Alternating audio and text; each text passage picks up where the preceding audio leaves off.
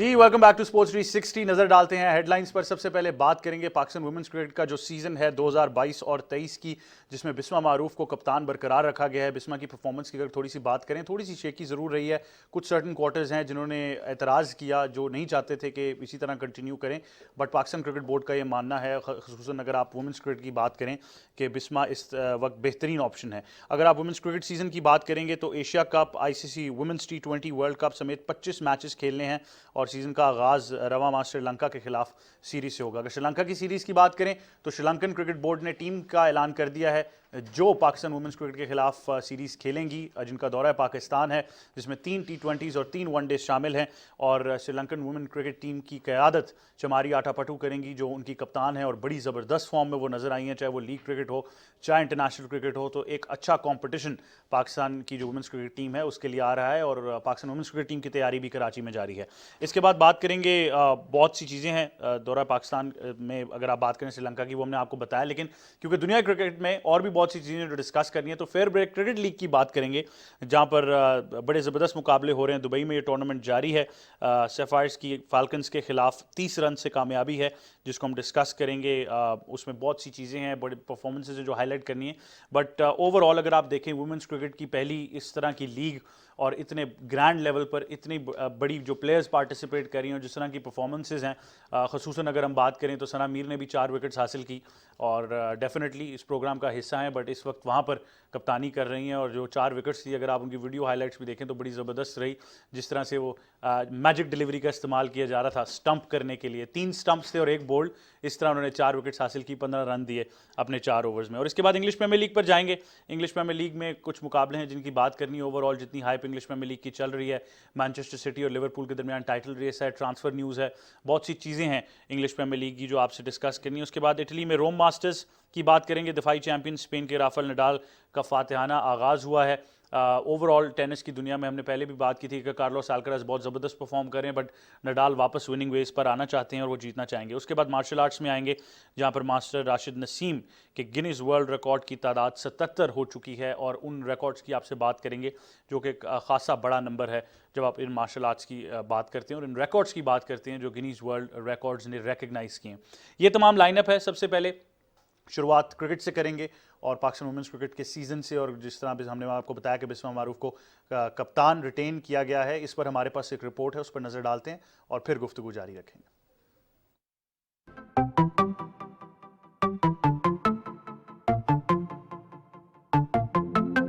Pakistan cricket board ने बिस्मा मारूफ को season 2022-23 के लिए कौमी खवातीन क्रिकेट टीम की कप्तान बरकरार रखने का ऐलान कर दिया है। इस सीजन के दौरान पाकिस्तान को ICC women's T20 Asia cup और ICC women's T20 world cup समेत 25 मैचेस खेलने हैं। सीजन का आगाज रवामा श्रीलंका के खिलाफ कराची में शेड्यूल 3 T20 और 3 वनडे इंटरनेशनल मैचेस पर मुश्तमिल सीरीज से होगा, जिसके बाद कौमी खवातीन क्रिकेट टीम बेलफास्ट आयरलैंड रवाना हो जाएगी, जहां वो मेजबान आयरलैंड और वर्ल्ड चैंपियन ऑस्ट्रेलिया के खिलाफ सह मुल्की T20 सीरीज में शिरकत करेगी। ये सीरीज 12 से 24 जुलाई तक खेली जाएगी। सह मुल्की सीरीज मुकम्मल करने के बाद कौमी खवातीन क्रिकेट टीम बिस्मा मारूफ की क़यादत में बर्मिंघम रवाना होगी, जहाँ इसे 25 जुलाई से 8 अगस्त तक शेड्यूल कॉमनवेल्थ गेम्स में शिरकत करनी है। ICC women's cricket world cup 2022 की तरह बिस्मा मारूफ बेलफास्ट और बर्मिंघम भी अपनी बेटी और वालदा के हमरा रवाना होंगी। PCB अपनी पेरेंटल सपोर्ट पॉलिसी के तहत ये अखराजात बर्दाश्त करेगा। फिर अक्टूबर में आयरलैंड की विमेंस क्रिकेट टीम को पहली मर्तबा पाकिस्तान का दौरा करना है। दौरे में 3 T20 और 3 वनडे इंटरनेशनल मैचेस शामिल होंगे। इसके बाद कौमी खवातीन क्रिकेट टीम को ICC women's T20 Asia cup में शिरकत करना होगी। इसके फौरी बाद पाकिस्तान विमेंस टीम ऑस्ट्रेलिया पहुंचेगी, जहां वो ICC women's T20 world cup से कबल मेजबान मुल्क के खिलाफ 3 T20 और 3 वनडे इंटरनेशनल मैचेस की सीरीज खेलेगी। कौमी खवातीन क्रिकेट टीम की कप्तान बिस्मा मारूफ का कहना है कि अपने मुल्क की क़यादत करना किसी भी खिलाड़ी के लिए एजाज होता है और इन्हें खुशी है कि वो इस ओहदे पर काम जारी रखेंगी। उन्होंने कहा कि इस सीजन में शेड्यूल हर मैच बहुत अहमियत का हामिल है। सीजन में शामिल 2 तरफा one day international matches Pakistan women's team की आइंदा ICC विमेंस वर्ल्ड कप में बराह रास्त रसाई की सूरत हाल वाज़ेह कर देंगी। जी, ये थी रिपोर्ट। आपने डिटेल्स मुलाज़ा फरमाई। जो हम बात कर रहे हैं, जो सीज़न है, बड़ा ज़बरदस्त सीज़न है। और अब मेहमानों से आपका तारुफ कराते हैं। सबसे पहले हमें ज्वाइन करें क्रिकेट के कमेंटेटर हैं और पीटीवी पर क्रिकेट एक्सपर्ट भी हैं कि आसिफ अहमद। अस्सलाम वालेकुम, कैसे हैं आप? वालेकुम अस्सलाम, मैं बिल्कुल ठीक हूँ अहमद, थैंक यू। बहुत शुक्रिया, आप हमें ज्वाइन कर रहे हैं। और आसिफ को ज्वाइन कर रही हैं, सीनियर स्पोर्ट्स जर्नलिस्ट हैं। क्रिकेट पर खासी गुफ्तगू इनसे हमारी हमेशा जारी रहती है और काफ़ी इंसाइट भी मिलती है। नादरा मुश्ताक। नादरा, अस्सलाम वालेकुम, कैसी हैं आप? वालेकुम अस्सलाम जी, बिल्कुल ठीक ठाक। बहुत शुक्रिया, आप भी हमें ज्वाइन कर रही हैं। और नादरा को ज्वाइन कर रहे हैं senior sports journalist Shahryar Khan. अस्सलाम वालेकुम, कैसे हैं आप? वालेकुम अस्सलाम, मैं बिल्कुल ठीक हूँ। सर बहुत शुक्रिया, आप भी हमें ज्वाइन करें। आसिफ, पहले आपसे गुफ्तगू का आगाज़ करते हैं। सीज़न बड़ा ज़बरदस्त है। 25 टोटल मैचेस जिनकी हमने बात की। आईसीसी का टूर्नामेंट है, T20 का वर्ल्ड कप, और उसके अलावा एशिया कप भी है। बिस्मा मारूफ को कप्तान रिटेन किया गया है, क्या कहना चाहेंगे? देखिए, मैं ये एक्सपेक्ट कर रहा था कि वर्ल्ड कप में जिस तरह से पाकिस्तान की ख़वातीन टीम ने परफॉर्मेंस दी, कोई इसके ऊपर आपकी कोई रिपोर्ट आनी चाहिए थी। आया कि हम क्यों हारे, हम बिल्कुल ही वहाँ पर परफॉर्म नहीं कर पाए। कैप्टन बिस्मा मारूफ थी और जब तक अकाउंटेबिलिटी नहीं होगी आप बेहतरी नहीं ला सकते। तो मेरे लिए थोड़ा सा शॉकिंग ज़रूर है कि मैं ये सोच रहा था कि रमीज़ राजा के आने के बाद एक अकाउंटेबिलिटी का जो सिस्टम है वो कुछ बेहतर होगा, लेकिन ऐसा महसूस नहीं होता क्योंकि कोई रिपोर्ट नहीं दी गई कि हम क्यों हारे, वहाँ पर हमारी क्या गलतियाँ थीं। और उसके बाद जब आप बिस्मा मारूफ को दोबारा से कप्तान नामज़द करते हैं और 25 इंटरनेशनल मैचेस हैं जैसा कि अभी हमने इस रिपोर्ट में देखा, सो आया आपकी प्लानिंग क्या है? आप प्लानिंग के लिए जा रहे हैं सिर्फ 1 साल के लिए, या आपके माइंड के अंदर अगला 50 ओवर का जो वर्ल्ड कप है वहाँ तक आपने जाना है? तो आपकी एक दफ़ा फिर प्लानिंग के अंदर जो है वो कोई मुस्तकिल मिजाजी नज़र नहीं आती। और मैं ये सोच रहा था जिस तरह से पूरी दुनिया के अंदर, दुनिया क्रिकेट में आप देखें जो टीम्स हैं वो बोल्ड फैसले करती हैं और फिर उसके रिजल्ट्स पे मिलते हैं। आप हमसाया मुल्क भारत में देख लें, वहाँ की जो भारत की जो क्रिकेट टीम है वो जिस तरह से, ख़वातीन की जो टीम है वो जिस तरह से परफॉर्म कर रही है, ऑस्ट्रेलिया की टीम को देखिए, इंग्लैंड की टीम को देखिए, उनके जो परफॉर्मेंस है और उनकी जो प्लानिंग है उसके अंदर एक मुस्तकिल मिजाजी नज़र आती है। सो मेरा ख्याल ये है कि बेहतर होता कि पीसीबी एक रिपोर्ट जारी करती कि हम इस वजह से हारे, वहाँ पर ये गलतियाँ हुई थी, इनको हम ठीक करने की कोशिश करेंगे, और उसके बाद वो बिस्मा मारूफ को कप्तान नामजद करते तो बेहतर होता। आई थिंक बिल्कुल ये बड़ी ज़बरदस्त और बड़ी इंपॉर्टेंट बात है कि अकाउंटेबिलिटी का प्रोसेस होना चाहिए था, बट पाकिस्तान क्रिकेट बोर्ड में हमें पता है कि बहुत देर से ये ख्याल आते हैं। नादरा, आप क्या कहना चाहेंगी? ओवरऑल सीजन में काफ़ी मैचेस ज़रूर हैं, बट जिस तरह आसिफ ने फरमाया, आपका अपना इस पे क्या, अगर हम बात करें ओवरऑल ओवरव्यू है कि जिस तरह से वर्ल्ड कप की परफॉर्मेंस रही उसके बाद कुछ तो गुफ्तगू होनी चाहिए थी, कोई तो अकाउंटेबिलिटी होती। 115 ओडीआईज खेल चुकी हैं 2006 से अब तक, 108 T20 इंटरनेशनल्स इन्होंने खेले हैं। कप्तान हैं डेफिनेटली पाकिस्तान टीम की। 28.5 की एवरेज, 27.5 की एवरेज T20 में, स्ट्राइक रेट भी 90 से नीचे। ओवरऑल क्या आप कहना चाहेंगी इस पूरे डिसीजन के बारे में? जी बिल्कुल अहमद, मैं आसिफ से एग्री करूंगी 100%। इन्होंने बिल्कुल सही बात की कि जब आपकी इतनी वर्स्ट परफॉर्मेंस रही है वर्ल्ड कप, तो डेफिनेटली उनसे कुछ जरूर मतलब बाज़गश्त होनी चाहिए थी इस बात की कि भाई क्यों हारे। तो ऐसी कोई भी चीज़ नहीं हमें नज़र आई। और दूसरी बात यह है कि देखिए, मैं काफ़ी अरसे से मॉनिटर करती हूँ कि इनकी टीम के अंदर कोई ख़ास चेंजेस नहीं है। प्लस ये कि जो एक एलिमेंट है आपके फेवरिज्म का और ग्रुप का, वो बिस्मा मारूफ की चंद जो एक खवातीन का एक ग्रुप है वही ज़्यादातर लीड कर रहा होता है, वही डोमिनेट कर रहा होता है। तो आपको जो यंगस्टर्स हैं उनको भी इनकरेजमेंट की ज़रूरत है, उनको भी आगे आना चाहिए। आपने देखा कि वर्ल्ड कप में जिस तरह से सिर्फ निदा डार थी जो कि एक अच्छी बेहतरीन ऑलराउंड की सूरत में सामने आई, या फिर फातिमा सना ने किया, उसके अलावा एक एमन अनवर ने, आई गेस उनके कुछ अच्छे थे थोड़े से रन। अदरवाइज किसी ने, खुद बिस्मा की भी 76 रन उन्होंने एक ऑस्ट्रेलिया के खिलाफ बनाए थे, अदरवाइज उनकी performance as such up to the mark नजर नहीं आई। तो मेरे ख्याल से हर लड़की को अपनी कैपेसिटी में कुछ ना कुछ स्कोर करके कुछ रन बनाने चाहिए थे, या अच्छा रिजल्ट ओरिएंटेड होना चाहिए था, जो कि हमें नजर नहीं आया। अब ये जो इन्होंने दोबारा से उसको रिटेन किया है बिस्मा को, तो कुछ सोच के, क्या सोच के किया है, एटलीस्ट वो सबकी नॉलेज में आना चाहिए कि भाई बिस्मा ने ये काम किया है और ये कारकर्दगी है हमारी। आज तक मुझे पाकिस्तान वुमेन टीम के अंदर कोई एक, कहते हैं ना आप, एक कंसिस्टेंसी नजर नहीं आ रही कि आपकी जो परफॉर्मेंस है, हाँ हारने में तो नजर आती है लेकिन जीतने में नजर नहीं आ रही। तो ये तमाम चीजें जो लूप होल्स हैं उसको किस तरह से ओवरकम करेंगे, ये कम से कम ये बताया जाए। और दूसरा ये कि आप इतने बड़े एक प्लानिंग के साथ जा रहे हैं और उसमें आप किस टीम को लेकर जा रहे हैं, क्या तैयारियां हैं आपकी, एज सच हमें नहीं पता चल रहा। अभी गो के कैंप लगा हुआ है कराची में जो कि 18 मई तक रहेगा, लेकिन उस दौरान जो है वो डेविड हैम्प उनको इंस्ट्रक्शंस भी दे रहे हैं। और आप ये देखें कि कोच जो है वो अपने तौर पे सिर्फ कोचिंग ही कर रहे हैं, और हम हमेशा अब्रॉड से भी लेकर आते हैं, पाकिस्तान के भी ट्राई कर लिए, हर तरह से हमने ट्राई किए हैं, पाकिस्तानी भी किए हैं, बाहर के भी किए हैं, लेकिन वो अभी तक दोनों जो कोचेस आए हैं पाकिस्तानी और इंटरनेशनल, वो पकड़ नहीं पा रहे हैं कि लड़कियों में खामी कहाँ पर है। जो मुझे नजर आती है वो ये कि इनमें यूनिटी की खामी इसको अगर हम बाइसेक्ट कर सकें, ये आपको समझना जरूर होगा। नादरा ने बड़ी इंपॉर्टेंट चीज हाईलाइट की है कि अभी तक टीम के अंदर थोड़ा सा फेवरेटिज्म का फैक्टर जरूर नजर आता है, और आई थिंक कि ये प्रॉब्लम्स बहुत पीछे चले जाते हैं जब आप चीफ सिलेक्टर वुमेन्स की बात करेंगे कि उन्होंने कैसे टीम सिलेक्ट की, उनकी क्या सोच थी, किस सोच के साथ उन प्लेयर्स को वर्ल्ड कप के लिए सिलेक्ट किया गया, उससे पहले कितनी तैयारी थी। बार बार ये ब्लेम देना कि इंटरनेशनल क्रिकेट नहीं है, ये जरूरी नहीं हो सकता। शहरयार भाई क्या कहना चाहेंगे? पहली बात तो ये है कि हम रिसोर्सेज का रोना रोते रहेंगे, पूल ऑफ प्लेयर्स का रोना तो रोते रहेंगे, बट क्या इतनी एडमिनिस्ट्रेटिव स्ट्रेंथ है पाकिस्तान क्रिकेट बोर्ड में कि एटलीस्ट एडमिनिस्ट्रेटिव वाइज तो स्ट्रॉन्ग चला सके वुमेन क्रिकेट को? देखिए, मैं तो बिल्कुल सेकंड करूंगा आसिफ साहब को, नादरा को। दोनों ने बहुत अच्छे तरीके से बयान कर दिया आपको कि हमारे यहाँ खुद एहतसाबी का अमल बिल्कुल नहीं है। सारी दुनिया में ये होता है कि आप अपनी एक गेम में किसी में जाते हैं, उसके बाद अगर आप हारते हैं तो आप एनालाइज करते हैं कि आपकी वीडियो एनालिसिस होता है, एक रिपोर्ट तैयार होती है।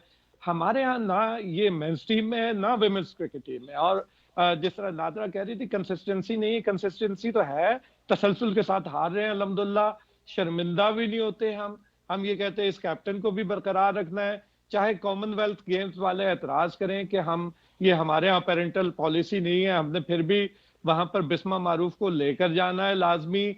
हम तो पता नहीं किस तरह से टीमें बनाते हैं, यहाँ पर अच्छे प्लेयर्स जो हैं वो शक्लें देखते रह जाते हैं, और जिनकी सिफारिशें होती हैं, जिनके ताल्लुक अच्छे होते हैं, जिनके रिश्तेदार अकेडमीज में होते हैं, जिनके रिश्तेदार क्रिकेट बोर्ड से वाबस्ता होते हैं, वो लोग जो है वो टीम में बड़े आराम से जगह बना जाते हैं। मैं बहुत सारी मिसालें हमारे पास मौजूद हैं, नादरा जानती होंगी, सांगड़ के दो भाई हैं, लेग स्पिनर्स हैं, रमीज एजाज और समीर एजाज, बेहतरीन उनकी वीडियो यूट्यूब पे चढ़ी तो इंडियन क्रिकेटर्स ने कहा कि कई कई फुट में टर्न लेती है इनकी बॉल, लेकिन ना अल्हम्दुलिल्लाह हमारे मोहम्मद वसीम साहब को वो चीफ सिलेक्टर को नजर आया, ना हमारे सिंध के पिछले साल उनको सिंध की टीम में इसलिए नहीं लिया कि ये अभी कम एज है, और इस साल जब उनके ट्रायल्स हुए तो कहा गया आप ज्यादा एज के लग रहे हैं।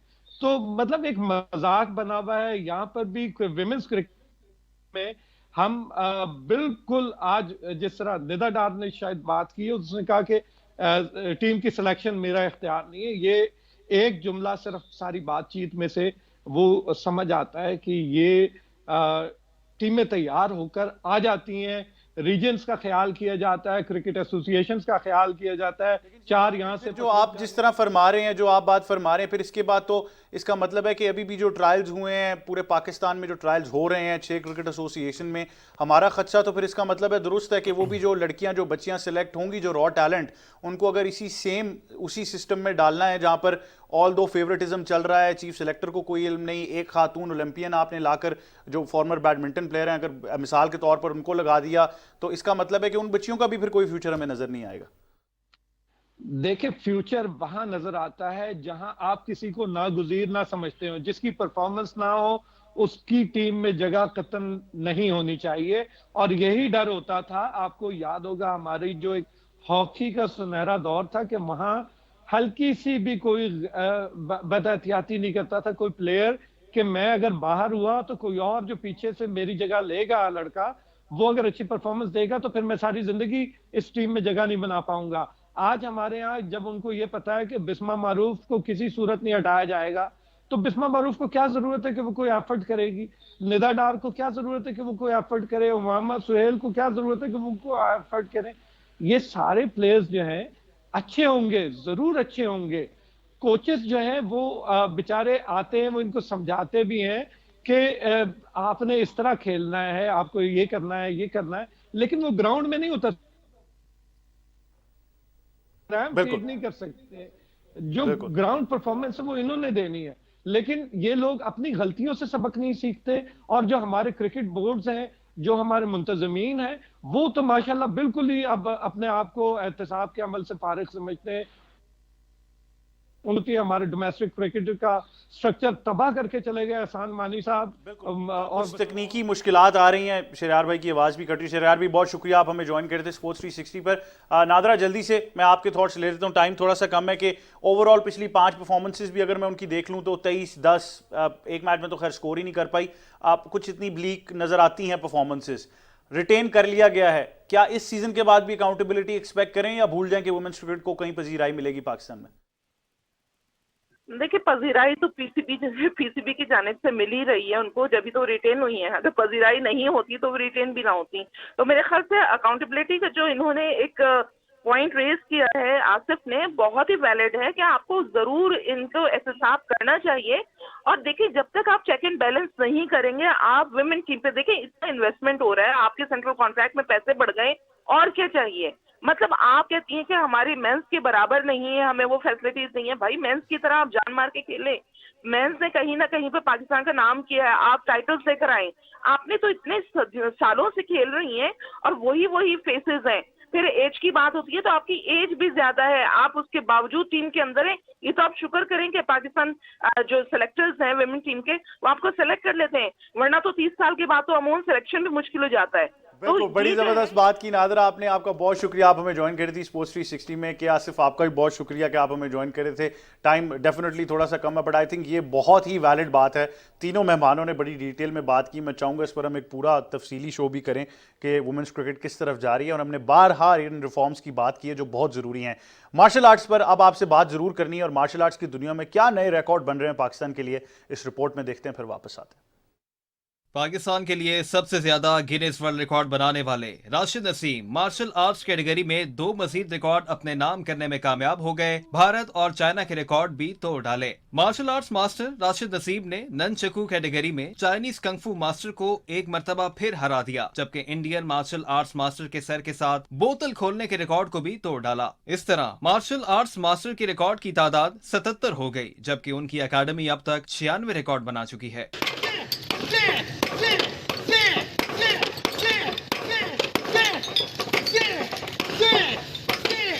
राशिद नसीम अब तक ननचकू की मुख्तलिफ कैटेगरीज में दुनिया में सबसे ज्यादा रिकॉर्ड बनाने का एजाज अपने पास रखते हैं, और ये ननचकू में इनका 9वां गिनीज वर्ल्ड रिकॉर्ड है। गिनीज वर्ल्ड रिकॉर्ड ने ईमेल के जरिए तस्दीक कर दी और तफसीलात अपनी वेबसाइट पर भी जारी कर दी। दुनिया में सबसे ज्यादा मार्शल आर्ट्स आलमी रिकॉर्ड बनाने वाले राशिद नसीम ने पाकिस्तान के मशहूर कोहपैमा मोहम्मद अली सतपारा को खिराज अकीदत पेश करने के लिए बनाया था, जो चाइना के कंगफू मास्टर ज़ई दशंग के पास था, जिन्होंने 1 मिनट में बोतल के दरमियान में रखे 19 ताश के पत्तों को ननचकू की मदद से बोतल को गिराए बगैर निकाला था। जबकि राशिद नसीम ने बेहतरीन कारकर्दगी का मुजाहरा करते हुए 22 मरतबा ये कारनामा अंजाम दिया है। जबकि दूसरे रिकॉर्ड में राशिद नसीम ने सर के साथ 1 मिनट में 71 बोतल खोल डाली। इससे पहले ये रिकॉर्ड इंडिया के प्राबकर रेड्डी के पास था, जिन्होंने 1 मिनट में सर से 68 बोतलें खोली थी। राशिद नसीम अपने 100 रिकॉर्ड मुकम्मल करना चाहते हैं।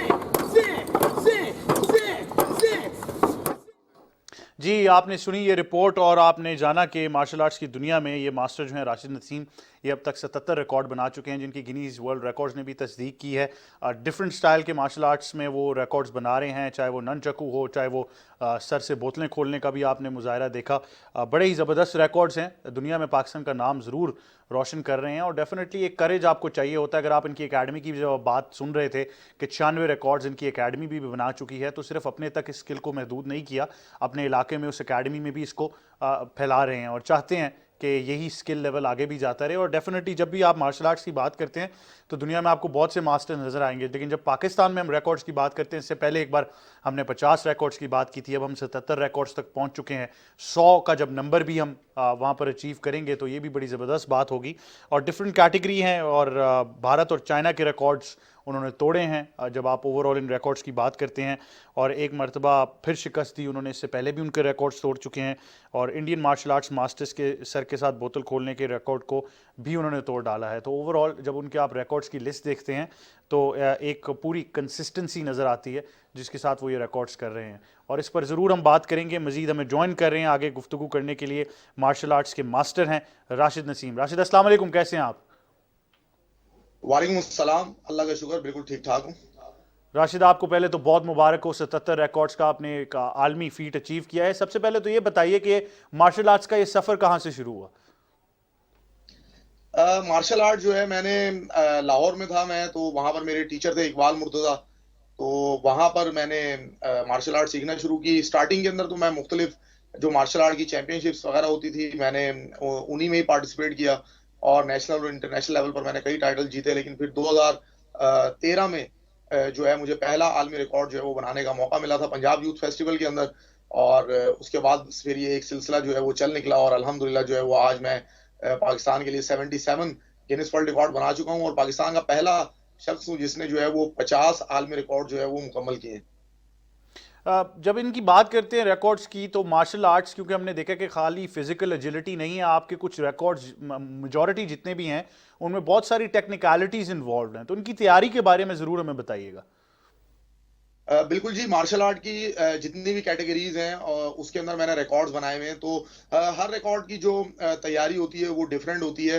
अब जैसे आपने अभी जिक्र किया ननचक्स के जरिए जो है वो ताश के पत्तों को जो है वो बॉटल के दरमियान से निकालना था। ये एक बहुत ही टेक्निकल जो है वो रिकॉर्ड है। और जब मैं ये रिकॉर्ड बना रहा था तो हवा से ही जो है ना वो बोतलें गिरना शुरू हो गई थी, वरना तो ये मेरा जो रिकॉर्ड है ये तकरीबन 26 तक जो है वो चला जाता, लेकिन हवा से जो है वो काफी बोतल जो है वो जमीन पर गिर गई थी मेरे रिकॉर्ड अटेम्प्ट के दौरान ही। और गिनीज वर्ल्ड रिकॉर्ड की ये शराइत में शामिल है कि जब तक आपकी लास्ट जो है वो बॉटल में से आप ताश ना निकालें तो वो काउंट नहीं होती। मतलब उसको 1 मिनट कंप्लीट होने तक जो है वो आपको दिखाना होता है कि बॉटल्स जो है वो रखी हुई है। फिर इसी तरह और भी मेरे रिकॉर्ड है, ननचक्स के, एल्बो स्ट्राइक्स के हैं, फिर नी स्ट्राइक्स के रिकॉर्ड हैं, ब्रेकिंग के रिकॉर्ड हैं, ननचक्स के रिकॉर्ड हैं, पुशअप्स के रिकॉर्ड मेरे स्टूडेंट्स ने बनाए हुए हैं।